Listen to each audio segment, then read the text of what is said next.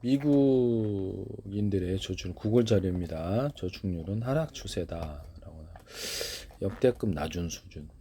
2024년 7월 기준 개인 저축률은 4.40%, 역사적으로 낮다. 2024년 2분기까지 이렇게 3.3%까지 하락하게 목돈이 없다는 거죠. 그래서 향후 어떤 금융위기라든지 이런 거 있었을 때 직격탄을 맞고 미국의 소비가 급락하고 상업용 부동산이 채권이 무너질 수 있는 이런 요인이다. 이렇게 미국의 관세 정책에 대해서 아무래도 직격탄을 받을 수 있는데요.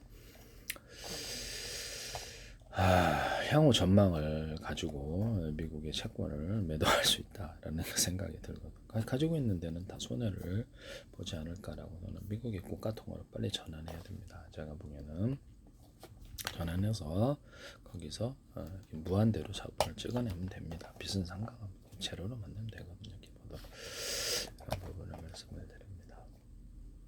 이게 중국은 자체적으로 통화를 찍어내고 미국만 못하고 있다면 경쟁에 있어서 심각한 문제가 생긴다 이렇게 말씀을 드립니다. 상대가 안 되죠. 유한자본인데 무한자본. 여기는 빌려서 하고 저기서는 무한적으로 키보드 치면서 돈을 찍고 빚이 많이 증가한다. 제로로 만드는 키보드로 딱 제로. 자기가 자기한테 빚을 지는 사람은 내가 통화를 발행하기 때문에 그렇습니다. 그래서 이렇게 저축률, 소비 지출 증가인데요.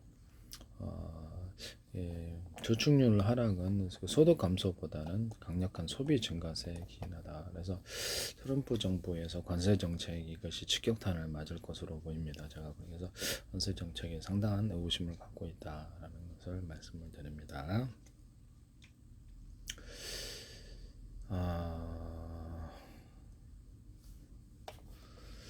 이런 저축률 하락은 소득 감소보다는 강력한 소비 증가세. 늘어난 수입만큼 지출을 늘리고 있다. 그래서 지금 제가 보기에는 어려운 상황에도 불구하고 긴급 생활 자금이라든지 예비제, 그러니까 비상 자금을 마련해 놓으라라고 말씀을 드리고 싶습니다. 뭐 문제가 아니라면 그 돈으로 그냥 또 다른 거 하셔도 되고 문제가 되려면 요긴하게 쓸 텐데요. 빚부터 줄여라. 빚부터 줄여라.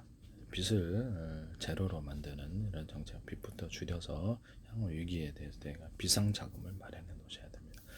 빚에 이렇게 막 쓰다 보면 빚이 증가를 하게 되고 나중에 초입기에 몰리게 됩니다. 빚을 상환을 못했을 때. 그래서 이런 부분에 대해서 극단적으로 갈 수도 있는 부분이라서 빚부터 줄이고 향후 어려운 것을 예상하고 이건 내가 해봤자 안 되는 게임이다라고 생각했을 때 쥐지치고 쥐지치고 이것을 향후 내가 이렇게 했을 때 소득이 없었을 때를 생각을 해보는 거예요. 향후 소득이 없거나 줄어들었을 때를 생각해서 이 돈을 남겨놔서 쥐지치고 빚을 정리하자. 빚을 정리하고 이렇게 비상금을 남겨놓자. 그리고 수익을 적게 소비를 하거나 이런 쪽으로 가야 됩니다. 향후 이 비상자금을 마련했을 때 저축이기 때문에요. 비상저축이기 때문에 향후 요긴하게 쓸 수 있다라는 것을 말씀을 드립니다. 재산을 갖다가 현금 보유를 높여서 증가하는 것은 나쁜 일이 아닙니다. 네, 이런 부분을 말씀을 드립니다. 이렇게 제가 말씀을 드리고요. 또 계층별로 인해서 미국인들의 평균 저축액이 뭐 이렇게 6,138달러, 그래서 전년 대비해서 1,000달러 이상 증가했다. 이렇게 전체적으로는 저축률이 낮은 편이지만 특정 계층에 대해서는 소득이 늘어난다. 이런 부분을 말씀을 드립니다.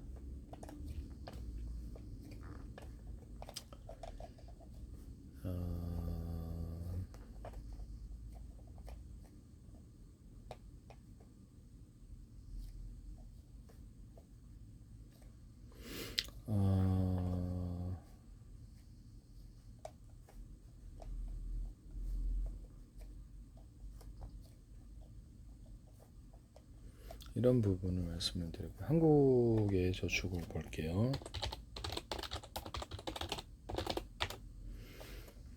한국은 저출산 고령화에서 향후 유통기업들이 소비 여력이 약화되어서 고령화 또 간편식의 증가에 대해서 대부분 다 집에서 소비를 하죠. 외식 사업이라든지 가맹점 사업에 대해서는 구식을 갖고 있다면 조심스럽게 접근을 하시라고 말씀을 드립니다. 저출산 고령화는 소비 여력이 줄어들게 외국인들이 한국인들이 한국에 많이 찾고 있는데요. 그들이 이렇게 외국인들이 많이 등장하는 관광객들이라든지 거주, 임대 뭐 이런데 그런 데는 경제는 어느 정도 어떻게 활성화되리라고 생각합니다. 그런 데를 찾아서 부동산 투자를 하시든가 그렇게 해야 될 것 같은데요. 한국인들만 내수 기반으로 해서 소비는 앞으로 상당히 어려워질 것으로 보입니다. 네네. 내수 기반으로 인해서는 지금 당장에는 괜찮지만 저출산 고령화는 한 5년 정도 후에 직격탄을 직접적으로 다가올 현실인데요. 학령 인구가 많이 줄어들었고 그것이 이제 5년, 10년 안에 본격적으로 온다는 것이죠. 그래서 향후 내수 부분, 유통 부분에서는 상당히 어렵다. 쿠팡조차도 확장이 어려울 것이다. 반면 알리바바라든지 중국의 업체, 물류업체와 유통업체가 한국에 본격적으로 이제 진출을 2026년도부터 하게 되는데요. 유통기업들은 상대적으로 다 타격을 받을 수 있다 이렇게 생각이 듭니다. 쿠팡조차도 저는 타격을 이익 창출률이 되게 낮고요. 매출 기반에서도 그렇고 매출 기반의 이익이 너무 작아요. 그래서 향후 이것이 확대가 되느냐 승자 독식인데 그게 새로운 강자가 나타나면 그게 안 되는 법이죠. 그래서 쿠팡도 앞으로 상당히 어려워질 수 있다라는 것을 개인적인 판단입니다. 이렇게 말씀을 드립니다. 우리나라 유통업계 업체들이 상당히 시련을 겪지 않을까 생각합니다. 화학 분야, 건설 분야라든지 모든 분야도 다 이제 앞으로 어려워질 수 있다라는 것을 말씀드립니다. 아직은 수출이 잘 되고 있어요. 중국과의 경쟁에 있어서 기업들의 이익률이 줄어들고 위기 상태에서 재무 건전성을 유지하기 위해서 다들 보수적인 태도로 가고 있다라는 것을 말씀을 드립니다. 한국의 총 저축률은 33.5%, 2023년 기준인데요. 2024년에 보면 민간 총저축률이 29%, 정부 총저축률이 4.6%, 가계 순저축률은 4.0%인데요. 총소득에서 소비, 세금, 대출, 이자, 대연, 가계가 순수하게 저축한 비율입니다. 2000년대 이후로 대체로 가계 순저축률은 10년 만에 최저치 4.0%로 감소했다. 2000년대를 대체로 감소하는 추세를 보였다. 한국의 가계 저축률은 4.8%로 2023년대 또 다른 자료에서 나와 있는데 스웨덴 13.6%나 독일 10.0% 낮지만 중간 정도 수준이라 합니다. OECD 국가에 비해서는 캐나다의 3.6%, 이탈리아 각 나라에 저축하는 데가 많고 영국은 1.1%, 조금만 금융위기가 생기면 소비가 급락하는 이런 부분이 나겠습니다. 이탈리아 2.6%, 캐나다의 3.6%. 이거 돈 저축한 것이 없으니까 빚으로 소비를 해야 되는데요. 금융위기라는 이런 게 생기면 돈을 잘 빌려주지 않기 때문에 소비율이 이게 확 떨어지게 되죠. 그러면 이 부분에다 이번에 모든 민간 소비에 기초하는 모든 사업이 다 어려움을 겪겠습니다. 이런 부분을 말씀을 드립니다.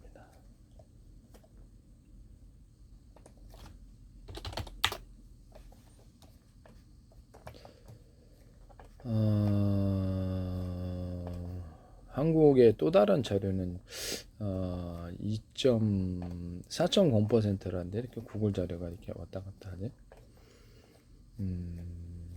그래서 미래를 대비하려는 심리가 작용하여서 2024년 기준으로 가계 순저축률이 8.0%라는데 또 다른 자료에서는 6.2%에서 저도 뭐 이렇게 다 일일이 다 고고 조사할 수 없기 때문에 이런 자료를 의지하는데요. 그래도 추세를 알 수 있어서 자료가 딱히 정확하지는 않네요.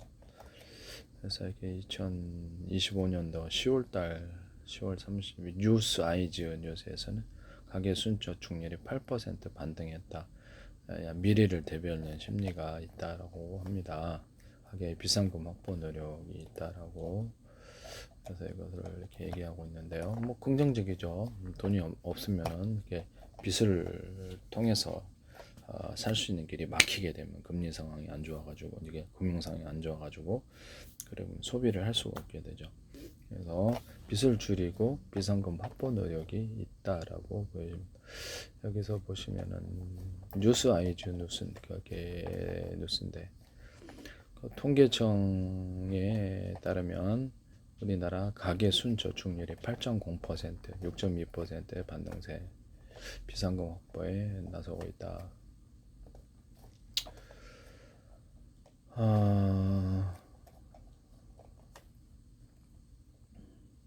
이게 소비 부진이 이렇게 같이 저축률이 상승하는 것은 부채 상환 능력하게 위기 대응력에서는 긍정적이다. 그러나 동시에 소비 부진이 장기화될 수 있다. 장기화되는 것보다 저축률 하고 나서 그 다음에 이렇게 비상금 마련됐으면 소비할 수 있기 때문에 이런 부분도 좀 해서 그러나 앞으로 향후 저출산 고령화로 인해서 본격적으로 이제 학령 인구가 부족했었던 것이 5년 후에 이게 소비 여력을 그러니까 젊은 층들이 이제 5년 후부터 10년 내에 대폭적으로 줄어들 수 있는 부분이다 하겠습니다. 이런 부분을 말씀을 드립니다. 그래서 향후 부동산에 있어도 지방 부동산은 이제 이렇게 제가 보기엔 팔고 나오셔야 될 것 같은데 소비 여력이 위축되면 어떤 분야의 사업이 타격을 받을까요? 이런 부분을 10년, 5년, 10년, 15년, 20년 후에도 우리나라 인구 자체만으로는 힘들다라는 것이죠. 외국 관광객들이 많이 증가하고 있지만 그들은 거주 목적이 아니고 잠시 들르는 거기 때문에 외국인들이 많이 소비하는 그런 어떤 특정 지역의 부동산은 잘 될 것으로 보입니다. 우리가 저기 대학가 같은 데도 이렇게 사람이 딱히 살지는 않지만 젊은층들이 적절히 소비해 주니까 상권이 발달한 거죠. 그것도 요새 좀 어렵다는데요. 저주사 요리 홍대 같은 데도 상당히 많이 이게 상권이 유축이 되고 강남도 그렇고 호남이 그래도 소비는 제일 많죠. 그래도 강남 부동산조차도 이제는 정점을 찍었다라고 보여지니까 상업용 부동산이든 주택용 부동산이든 제가 보기엔 좀 조심스럽게 접근하시라고 말씀을 드립니다. 상대적으로 강북 부동산 요새 쿠폰 같은 데 다 갖다 주기 때문에 강남 8학군이 깨진 상태에서는 제주도로 다 가고 있어요. 유학이 3만 명 가던 것이 1만 명으로 줄어들었고 제주도에 가면 안정적으로 기업이 약화되지 않고 거기서 또 교육 수준도 높고요. 유치원 때부터 해가지고 미국의 대학 진학률이 90 몇 %입니다. 근데 한국의 뭐 대치동 같은 데서 교육받은 사람들이 미국 대학에 진학도 그렇게 율이 높지 않고 또 금방 돌아온답니다. 그래서 어렸을 때부터 체계적 유치원부터 해가지고 영어를 익힌 그런 이들은 무리 없이 적응하는 반면에 이들은 그렇지 않게 되고 한국의 교육은 강남 8학군 일단 깨지는 쪽으로 간다. 대치동도 저는 그렇게 생각하고 있어요. 그래서 이 강남 8학군이 빠졌을 때 강남의 메리트가 없어지는 부분이다 하겠습니다. 상대적으로 강북 부동산이 위치가 좋은 거, 시내 접근성이 좋거나 뭐 남상타운 같은 데는 대규모 단지인데 뭐 압구정 1억 9천 여기 3천만 원 이게 말이 돼요? 바로 앞에 동화대교가 뭐 건너면 압구정인데 현대백화점 뭐 접근하고 심지어는 교통은 여기가 더 좋아. 여기서 여기 가지고 반포대교로 들어가거나 시내로 이렇게 터널을 남산 터널을 통해 시내로 들어가고 교통은 너무 좋은데 대규모 단지고 요새 쿠팡이 다 갖다 줘서 딱히 뭐가 이렇게 백화점도 자주 안 나가고요. 네. 백화점 마트 같은 데 가본 지도 참 오래됐네요. 네. 옛날 옛적에 한번 가본 것 같기도 하고. 그래서 1인 가구가 지금 40%예요. 서울에만 이런 부분을 생각하시기를 바랍니다. 그냥 앞으로 서울의 부동산조차도 이렇게 강남과 강북의 격차가 뭐 때문에 그것이 높아야 되는지 이 부분을 설명하기엔 좀 의문시 된다는 것이죠. 강남 8학군이 깨지면 이 부분이 이제 앞으로 개포동 쪽으로 이렇게 대규모 6,000세대가 됐는데 그게 이제 정점이 아닐까라고 생각합니다. 그래서 저는 포동의 교통사건이 이제 시내로 들어오면 너무 안 좋아요. 그래서 저도 옛날에 막 서울 전역을 막 돌아다니면서 해봤기 때문에 너무 시간이 많이 걸린다는 거죠. 일단 지하철 타기도 그렇고 자가용으로 하는데 너무 교통이 막혀요. 그래서 제가 보기에는 이 앞으로 이제 상당히 강남 부동산에 대해서 일단 강남 부동산에 대해서도 상당히 공실률이 많이 증가하고 그래서 앞으로 조심스럽게 접근하셔야 된다. 외국인들이 많이 관광객들이 많이 오는 곳, 외국인 인구 수가 들어와 소비하는 곳 그런 거 중심으로 먹자골목 중심으로 투자를 하셔야 된다라는 것을 말씀을 드립니다. 그래서 이런 부분을 말씀을 드리고 일단 가계 순저축률이 그래서 자료에 따라서 일단 미래를 대비하기 위한 노력으로 좀 저축이 증가한 것은 다행이라고 생각합니다. 네네. 이런 부분을 말씀을 드리고요.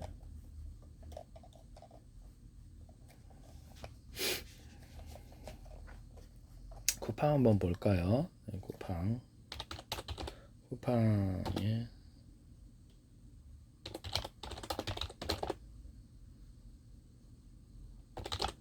쿠팡이 한국 매출액을 쿠팡은 미국 시장에 상장이 되어 있는데요. 영업이익률이 그래서 쿠팡이 매출은 사상 최대예요. 다른 대신 홈플러스 같은 데가 무너졌죠. 그래서 이런 부분을 다른 유통기업들이 좀 어려움을 겪을 수 있는 부분인데 향후 중국이 알리바바라든지 물류 유통에 본격적으로 들어왔을 때 그것이 향후 이제 이렇게 내년도부터 본격적으로 들어와요. 그래서 준비를 하고 그렇게 됐을 때 장기적인 전망에 대해서는 쿠팡이 제가 보기에는 조금 어렵지 않느냐라는 생각을 하겠습니다. 이익 창출력이 너무 낮기 때문에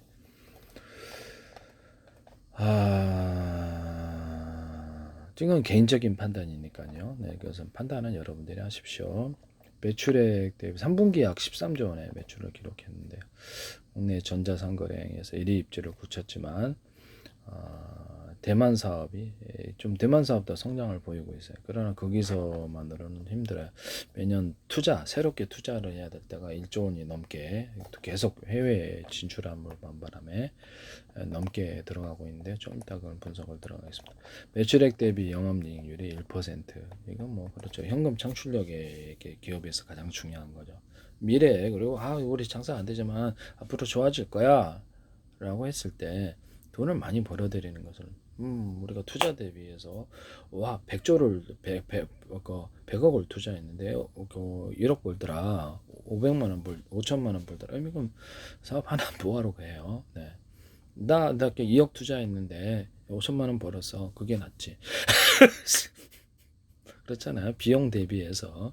그래서 이런 것이 망하면 만약에 어떻게 큰 사업에 이렇게 많이 투자를 했는데 망하기 쉬운 거잖아요. 그래서 이런 부분을 망하게 외부 요인이 경쟁자의 등장 이렇게 망하게 되거나 실적에 타격을 받게 되면 내 투자한 돈은 어디로 가는 거죠? 네, 이런 부분을 생각을 해봅시다. 그래서 기업에 있어서 가장 중요한 건 미래 전망도 미래 전망이지만 현금 창출력이 지금 당장에 이루어지느냐, 앞으로 이루어질 것인가, 경쟁자의 등장으로 인해 쉽게 무너지진 않는가, 경쟁자의 등장이든 말든 독점적이거나 과점적인 상태로 가서 우리 확장할 수 있다. 그러면 미래 전망을 보고 투자를 하거든요. 쉽지는 않아요. 그 기업을 미래를 점쳐야 되는데 쉽지는 않습니다. 사업의 어떤 구조를 봐야 되거든요. 그래서 이게 외부 경쟁자가 등장해서 이것이 이익폭이 굉장히 적은데 투자 비용 대비해서 이게 문제가 없을 리가 있나요? 네, 이런 부분을 말씀드려요. 미역 주역 증시 상장사인 쿠팡 INC에서 매출액이 그래서 분기 매출액이 12조 원을 돌파했지만 향후 확장 가능성이 2년 후에 알리바바 3년 후에 이렇게 본격적으로 이들이 시장 점유율을 확장을 했을 땐 지금 당장에 문제가 없어 보입니다. 그래서 알리바바가 본격적으로 한국에 온라인으로 해서 마침 이렇게 뭐 어떤 옥션처럼 진출하거나 쿠팡처럼 진출해서 알리바바 테무를 보세요. 네, 이게 해외 직구로서도 고객 수를 많이 확보했어요. 그들이 한국에 지점을 내고 한국에서 중국 사업을 유통하기 시작하게 하면 우리나라 중소기업들이 엄청난 타격을 받게 됩니다. 거의 뭐 우리나라에 없는 상품도 가득하게 될 텐데요. 유통업체들의 실현이 예상됩니다. 쿠팡의 분기 매출액이 지금 당장엔 좋지만 지금 팔고 나갈 시점이 아닌가. 향후 확장 가능성에 대해서 이 부분에 대해서 의문시 된다는 거죠. 제 개인적인 입장에서는 네네 이런 부분을 말씀을 드립니다. 영업이익이 2,245억 원인데요. 그래서 지난해 같은 기간보다 51.5%의 견도할 때 성장 가능성은 20% 안팎에서 매출 성장인데 우리나라가 저출산 고령화잖아요. 그럼 향후 5년 내에 이게 그 젊은층 소비가 줄어들게 되고 1인 가구가 증가하고 이들이 쿠팡을 많이 주문할 수 있지만 이게 이제 전체적인 소비 여력은 떨어질 수 있죠. 그래서 얘네들은 이거 디지털 유목민이라는 거죠. 알리바바 갔다, 테무 갔다, 다른 데 갔다 이렇게 금방 변제될 수 있는 부분. 쿠팡의 장점은 곧바로 배송을 해준다는. 그러면 알리바바가 테무라든지 다른 데 업체가 이렇게 들어왔을 때 물류 기업을 이미 만들었어요. 그래서 물류를 만들어서 기업 간 물류만 해주고 있는 거 신청을 받고 있는 것을 알고 있는데요. 내년에 본격적으로 한다는 거죠. 그럼 이제 2년, 3년 후에를 한번 생각을 해봅시다. 네, 우리는 기업의 미래에 대해서 보고 투자를 하거나 해야 되지 않겠습니까? 네. 그래서 대만에서도 자체 물류망 구축해서 대만 사업. 그래서 이 부분에서 쿠팡이 해외로는 일단 대만에서 대만 로켓 풍성에 최대 1조 3천억 원을 투자한다라고 하는데 그래서 과연 이것이 그래서 쿠팡 한겨레 신문 쿠팡 3분기 매출 12조 8천억 원 역대 최대 영업이익률은 1%. 향후 이게 영업이익이 개선될 가능성이 없어 보인다는 거죠. 그럼 돈 많이 투입해가지고 내가 2억 들여서 5천만 원 버는 거, 10억 들여서 5천만 원 버는 거, 내가 1,000억 들여갖고 5천만 원, 1,000억 들여서 10억 버는 거하고 투자 리스크는 그만큼 크다는 거죠. 이익폭이 작다라는 것은 투자 리스크가 그만큼 크다. 내 돈이 많이 들어가는데 그만큼 이익을 내줘야 되는데 큰 덩어리로 돈 들어와야 되는 거죠. 현금 창출력이 안 들어가고 있고 외부 경쟁자의 등장으로 이렇게 쉽게 깨낼 수 있는 기업의 자체의 어떤 현금 창출력이 없으므로 또 차입을 하거나 이렇게 지금은 아직 쿠팡이 미국 시장 상장에서 돈을 갖고 있는 것으로 보입니다.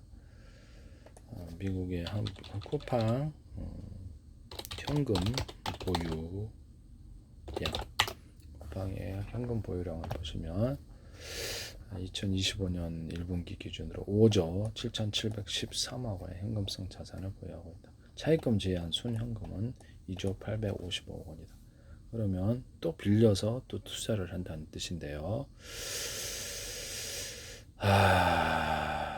그래서 이런 부분을 말씀을 드립니다. 2025년도에는 현금성 자산 플러스 단기 금융상품, 자기가 빌릴 수 있는 현금은 8조 2,417억 원, 빌릴 수 있는 자금까지 포함하면 전년 대비 5,931억 원 늘어났다. 쿠팡은 지금 그래서 쿠팡이 아까 지금 제가 저번 동영상에서 쿠팡이 재무 부분에 있어서 유의하도록 고가기관으로부터 편입됐다라는 것을 이렇게 말씀을 드렸는데요. 애경산업도 그렇고요. 국가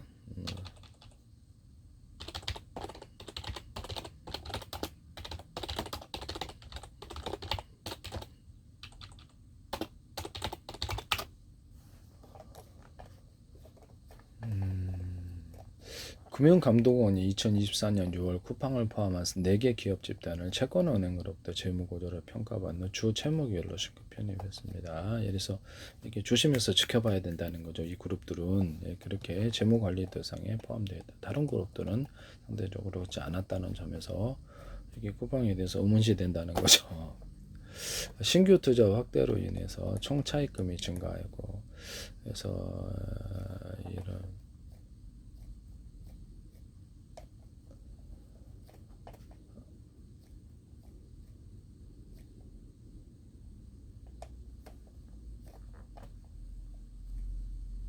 과거 사례 2019년도에도 금감원이 어떤 자본 적정성 미달을 경영 유의 조치를 내린 적도 있고 유상증자 경영 개선 계획을 요구한 사례도 있고요. 이 주 채무계열 편입이라는 것은 쿠팡의 전반적인 재무 건전성을 주 채권은행이 체계적으로 관리하고 감독하겠다는 의미로 볼 수 있습니다. 이런 부분을 말씀을 드립니다. 그래서 금감원이 주 채무계열 36곳을 선정했는데요. 쿠팡, 호방건설, 에코프로, 셀트리온 계열이 신규 편입, 현대백화점하고 넷마블, DNCA는 제외됐다라고 나오는데요. 이 부분이 그래서 그 문제가 있으니까 이렇게 주의하라는 거죠. 그래서 은행이 이게 집중적으로 잘 관리를 해라. 문제가 생길 수 있으니까 이렇게 얘기를 하는 것이죠. 그래서 이런 부분을 말씀드립니다. 주 채권 기준, 은행 기준으로 우리은행이 삼성, LG, 하나 등 11곳을 맡아서 가장 많았다. 산업은행이 9곳, 신한은행이 8곳, 하나은행이 5곳, 국민은행이 3곳 순으로 이루어졌다. 우리은행이 향후 이렇게 그렇게 되면은 향후 이렇게 뭐 당장에 뭐 큰 문제가 있어 보이나 금액상으로서는 문제가 있어 보이지 않지만 이것도 이렇게 유의해서 봐야 되겠네요.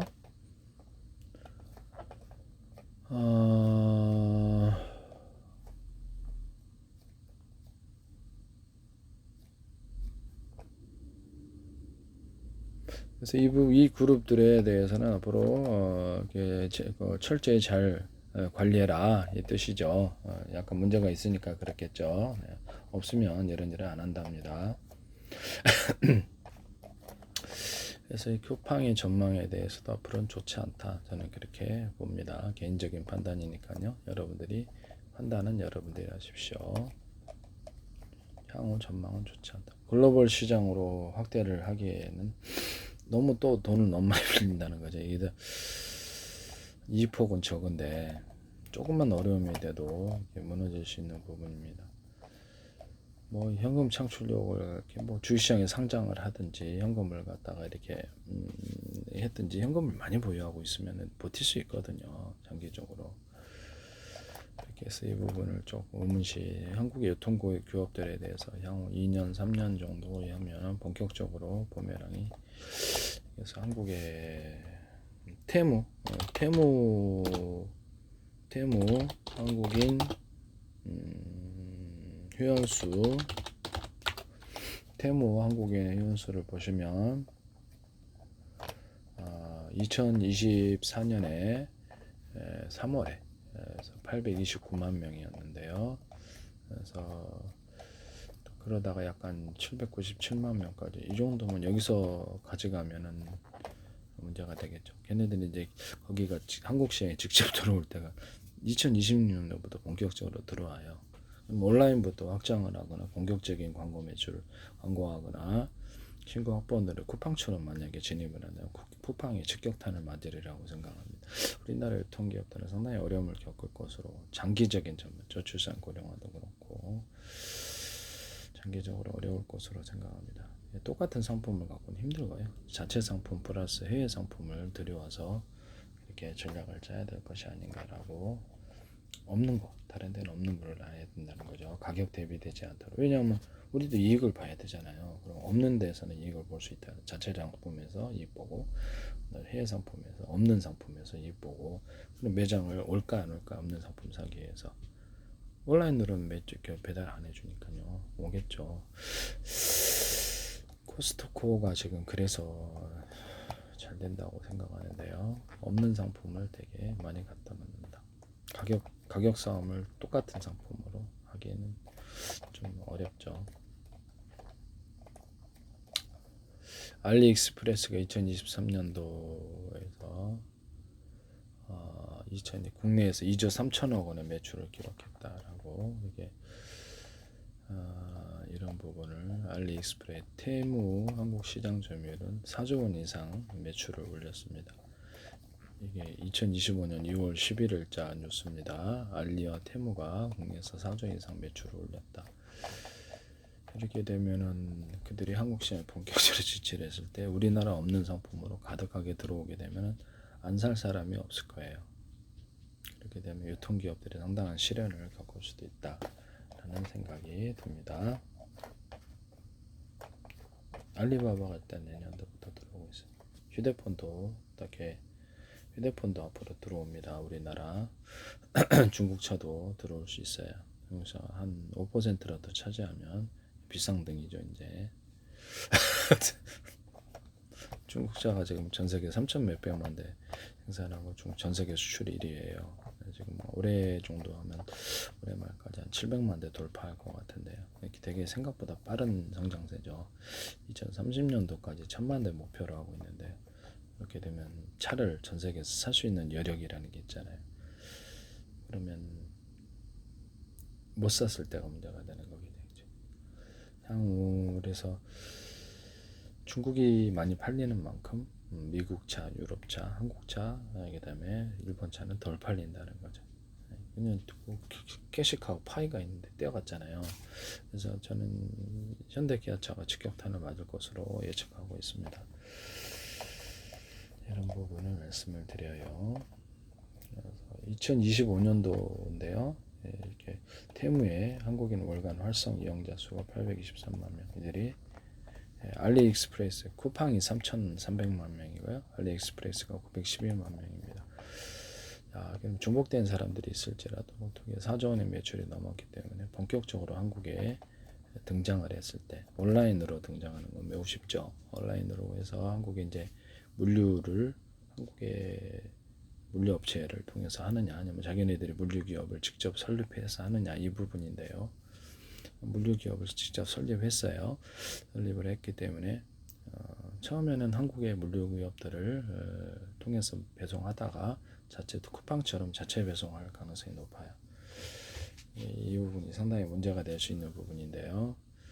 중국인이 직접 매출을 하면 이게 상당히 지금 찝찝할 좀 그렇죠. 네네네. 중국인이 직접 이렇게 배송을 하면 이게 특히 상당히 이 부분을 좀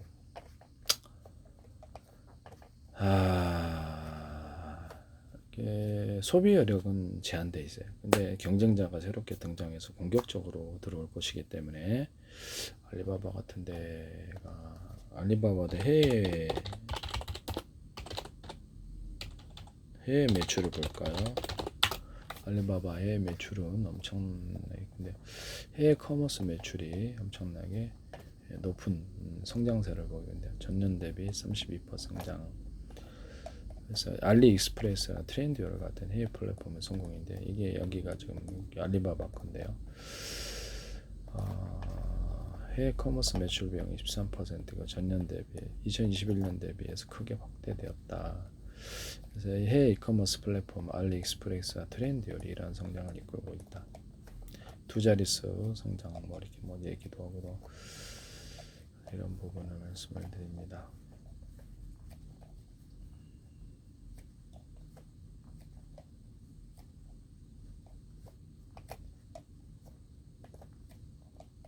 알리바바 매출이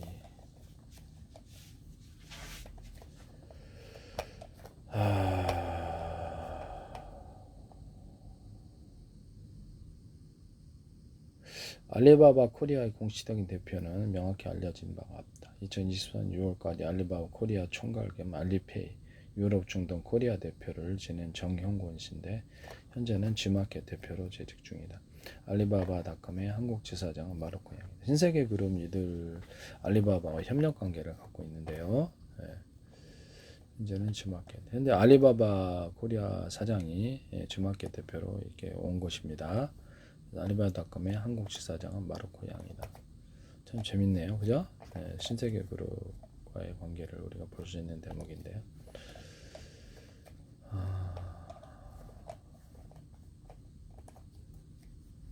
중국의 사장은 마인, 이렇게 대표는 마인인데요.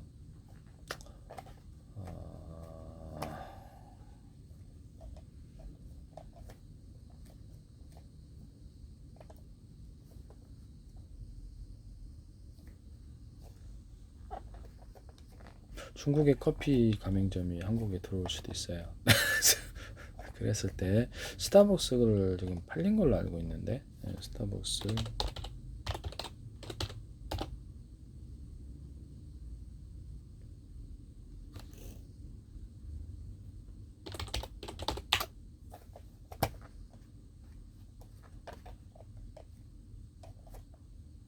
한국 스타벅스, 중국의 스타벅스가 팔렸죠. 그래서 중국의 커피 가맹점이 들어올 수도 있어요. 중국에 지금 스타벅스가 밀렸거든요. 중국의 어떤 저가 브랜드의 저가 가맹점 이런 부분들에 밀렸어요. 이건 향후 제가 예상입니다. 지금은 당장에 뚜렷이 나타나지 않지만 모든 것에 한국에 본격적으로 2026년도부터 집중적으로 진출할 것이라는 것이죠. 한국의 내수시장 경향에서 그들이 모든 것을 공급하려나? 그만큼 한국의 이렇게 공급업체들은 다 무너지게 될 상당히 어려운 싸움이 될 것으로. 중국의 경쟁력이 워낙에 강해요. 이런 부분들을 해서 한국에서도 내수시장 업체들, 가맹점 업체들은 좀 조심하셔야 될 것 같은데요. 네. 한국의 가맹점 투자에 대해서도 조금 보수적으로 접근하셔야 됩니다.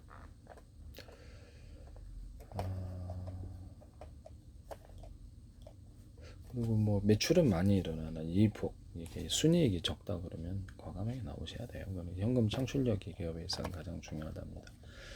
투자는 많이 대비해야 돼요. 위험은 리스크가 큰 거죠. 투자액이 크니까. 투자액이 그렇게 좀 적거나 좀 넉넉 좀 어느 정도 하더라도 이익이 창출력이 좋으면 할 수 있어요. 그렇지만 투자를 할 때 엄청나게 돈이 많이 들어가는데 이게 외부 경쟁자에 대해 쉽게 무너질 수 있다 그러면 나와야 됩니다. 네. 위험이 투자 리스크가 너무 크다라는 거죠. 내 돈 어떻게 해? 네, 그렇습니다. 네.